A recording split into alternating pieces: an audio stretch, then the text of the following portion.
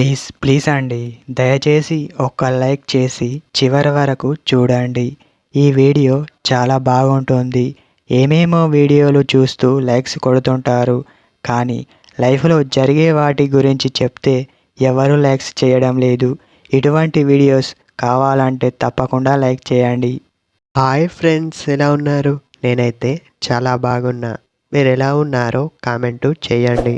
అమ్మాయిలో ఈ లక్షణాలు కనిపిస్తే వేరే అబ్బాయితో సంబంధం పెట్టుకున్నట్టే. ముందుగా ఒక అబ్బాయి ఆలోచించేది ఒక తోడు దొరికితే బాగుండు అని అనుకుంటారు. మరికొంతమంది మాత్రం అమ్మాయిని చూడగానే ప్రేమలో పడతారు. దానిని అలాగే కంటిన్యూ అయితేనే ఆ ప్రేమను సిన్సియర్ ప్రేమ అంటారు. మిగతా వాళ్ళు ఒక అమ్మాయిని చూడటం, ప్రేమిస్తున్నా అని చెప్పడం, అలాంటి అబ్బాయిలకు ఇలాంటి అమ్మాయిలు పడటం వంటివి చేస్తున్నారు.